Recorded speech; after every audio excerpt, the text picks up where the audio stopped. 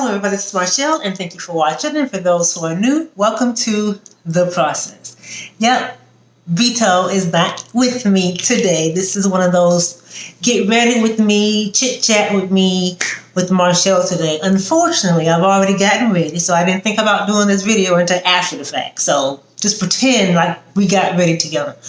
But I really just wanted to kind of put something out there that I think would be beneficial in regards to when you get married.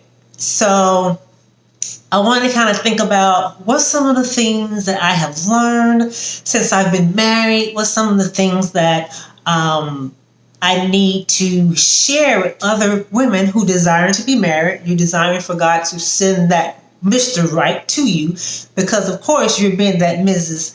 Right now.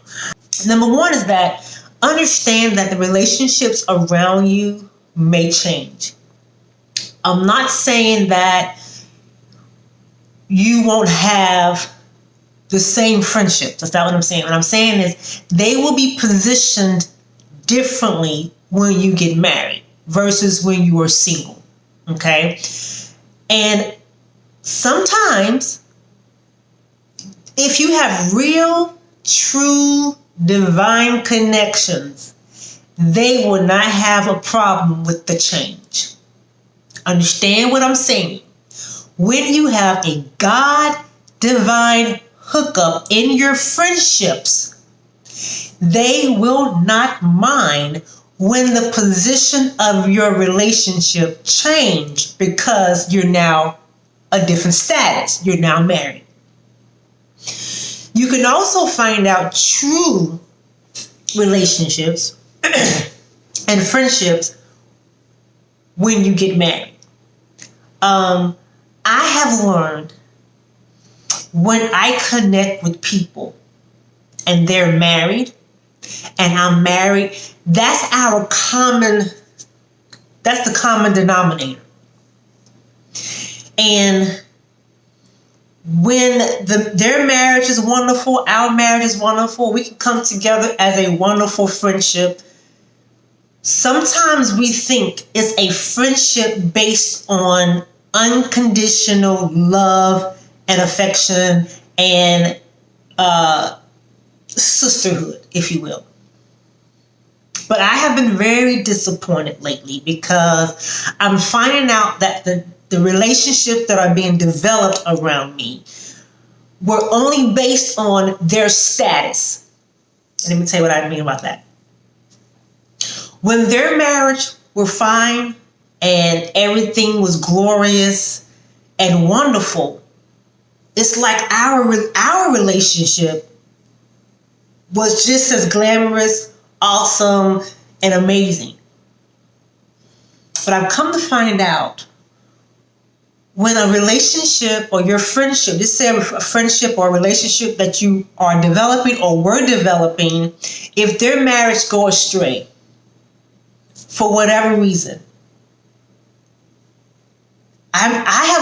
this is Marshall's opinion and Marshall's experience. I have been experiencing fallaways, which means the friendship I thought was there unconditionally fell away when their marriage fell away. Even though I tried my best to be there for them, or try to keep them, focused, or try to keep them encouraged and motivated in their process, it wasn't enough. And I understand people need to take time to digest, to take time to reflect, to recoup, to get themselves together. Trust me, I understand that. So don't get me wrong. You need that period of time when you're not talking to anybody. But when you tell me I just need some time and I really don't feel like being bothered right now, but then I see you being bothered by other people, or I see you spending time and talking to other people, and then when you see me in public, you act like you don't know me. So I'm finding myself having to muster up this mercy, grace, and love and approach you anyway, regardless of what I know, what I feel, the discernment, the spirit, the tension. I love you anyway. And it's almost as if it's almost a confirmation because I've already felt it in my spirit. Something's not right. I didn't do anything. I was there trying to be there for you. And all of a sudden, you don't have time to talk to me. You don't have time for me, but you have time for other people that are in maybe the same situation, which if you're comfortable with being with someone that's going through what you're going through, by all means. But I don't think with relationships, you have to cut off one for another unless it's a God cutoff. Not because you're uncomfortable or you're embarrassed or whatever the case may be, because it makes me feel like our relationship was only based on the success of your relationship with your spouse. That has happened to me on more than one occasion. And I'm like, now when I want to develop new relationships with young ladies, I'm almost hesitant. I don't get my hopes up too high anymore. I don't have expectations. I just pray and say, God, let your will be done, and go with the flow. Because what one person may present in the beginning of a relationship, and I'm talking about friendships right now, because this also applies to when you get in a relationship with the opposite sex. I'm talking about friendships right now. When it starts a certain way and you think it's real, it's not until something bad happens and you really and truly find out the heart of that person. And you also find out the heart of you as well. Because I've noticed with me, I try to give my all. It's like with Marshall, it's either you're in or you're out. So I've been trying to use some of that mercy and grace to fill in the gray areas. But sometimes even that doesn't work. And God is like, it's time to cut it off. This is what I wanted you to see. This is the heart of why people see. That's why it's so important to understand. Man looks on the outward appearance. They see how you dress. They see how you act. They see how you talk. They see what you have. They see what you're doing. All of these things are factors in. It factors in if I really want to be your friend or not. Because you can't see a person's heart at first. Then you start getting to know each other. You start conversing with each other, and you see that you have a lot in common. So you thought. A relationship with God, so you thought. Marriage, children, or whatever the case may be. Here it is. You're thinking, yes, I finally found another awesome, strong woman of God that we can be a support system to. And then when something don't go right in a particular area, and most 9 times out of 10, in my case, it's always been somebody's marriage that went astray. And they stop talking to us. They stop talking to me. And I'm questioning myself, like, Marshall, what did you do?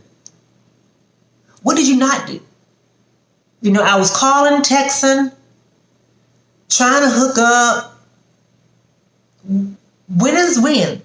Giving them space when they ask for it, sending them little text messages, letting them know I'm thinking about you. When is enough enough? We're not praying, ask God. God, show me. What is this relationship all about? Is this a relationship I'm supposed to be connected with so I can go on with my life, pray for him, and keep it moving? And every single time, he shows me. He'll show me by allowing me to run into them so I can see the spirit.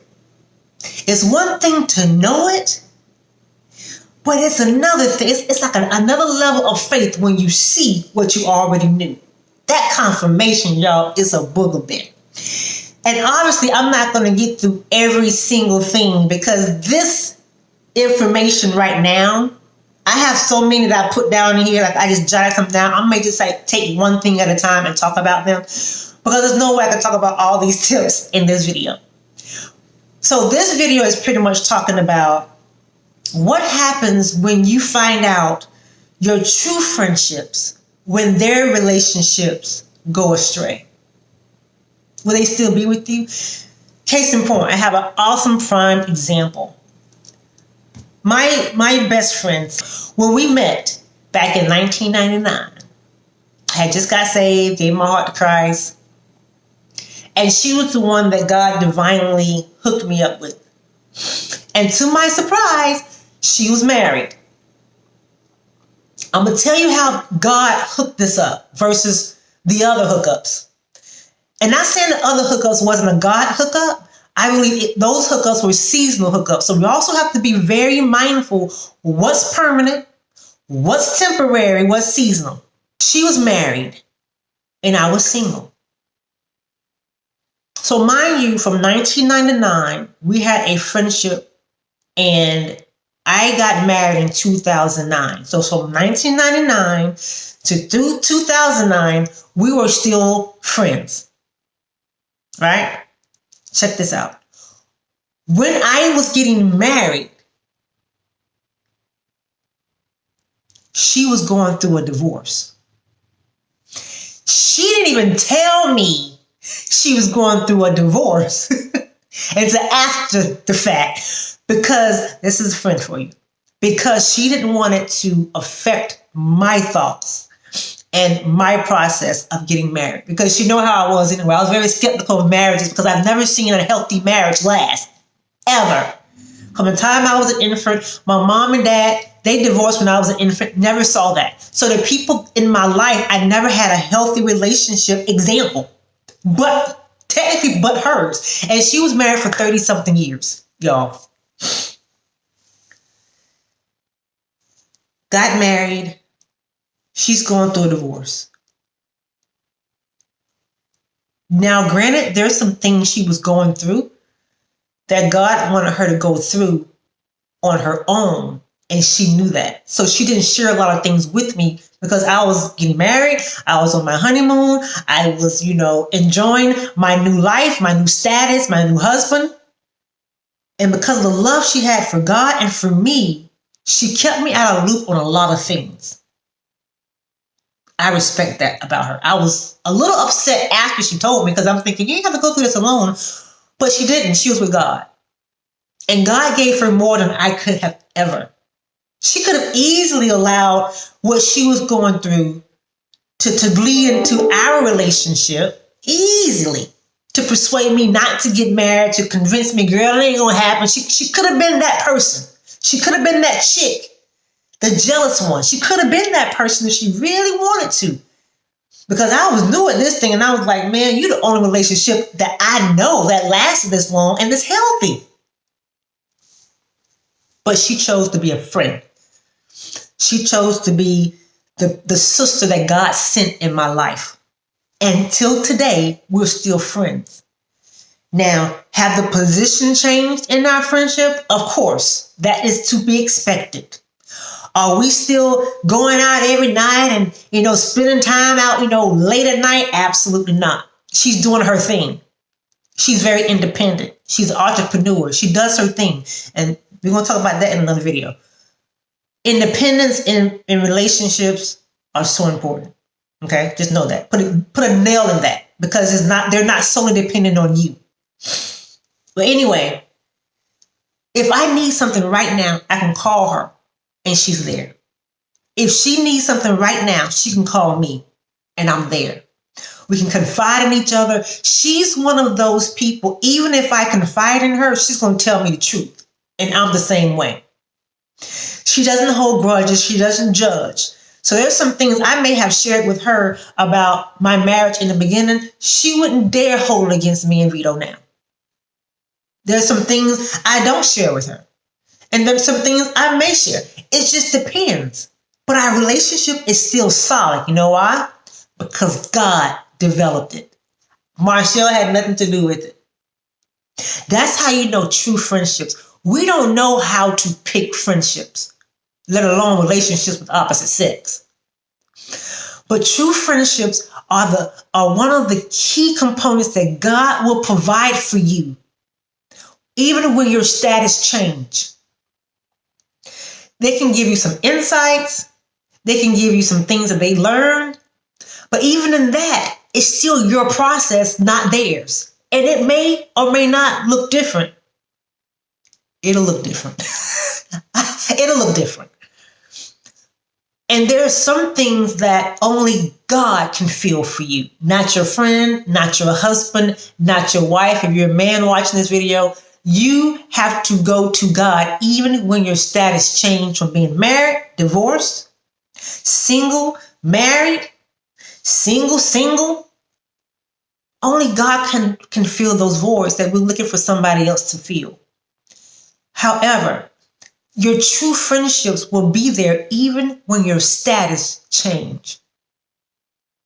Even when their status change. Again, her and I status changed like this. Simultaneously. I was single, she was married. I got married, she got a divorce. But that's one thing that never changed. Our relationship with God, which calls us to stick together. Do we always agree with each other's journey? No. We pray for each other and we keep it moving. The simpleness of life and relationships with no drama. We share how we feel. If we hurt each other's feelings, if we offend each other, we share it, we apologize, love on each other, and keep it moving. If you don't have those type of relationships, it's time to divorce them. Your friendships. Yeah, it's time to serve the papers in love and keep it moving. When you get married, and again, this is one of my regrets. When you get married, make sure who's in your wedding will be the same person when you're married, there to support you. They may be in a different capacity. They may be positioned differently, but the heart and the spirit is still the same. Those are divine connections, and they're rare, and they're very hard to come by. God can care less about clicks. He wants his glory to be shed throughout our relationships. Marriage, friendship, any relationship, he wants to get the glory. Let him get the glory by letting him choose your friends. Just like we want him to choose our spouse, we also need to give him the responsibility, because he knows what we need, when we need it, in different capacities of our life. We have so many roles that we play.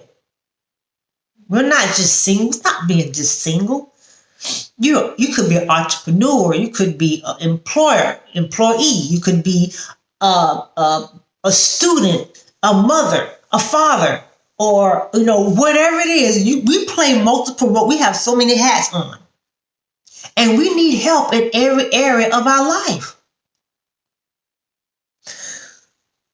So be careful not to cut off people because your marriage was cut off. And also be careful not to cut off people when you get married. There are going to be some people that will fall off when you get married. And that's okay too. Let them fall. As long as you know it wasn't you. There's some relationships, nothing happened tangibly in the spirit. They just fell off. God cut those relationships. Let God orchestrate your friendships, just like you're trusting him to orchestrate your relationship with your future spouse. Okay? Again, like I said, I have 1, 2, 3, 4, 5, 6, 7, 8, 9, 10, 11, 12. I have about 12 points I really want to talk about in regards to what I've learned, after being married. And I really want to target all of them. And it looks like I'm going to have to elaborate on each one. So it's going to be a more series on things that I need to be aware of, things I want you to be aware of, things that I've learned after getting married. All right. I hope this video was all over the place because it wasn't intended to be one subject video. But I hope you got something out of this video. Be grateful for the divine connections that God places in your life.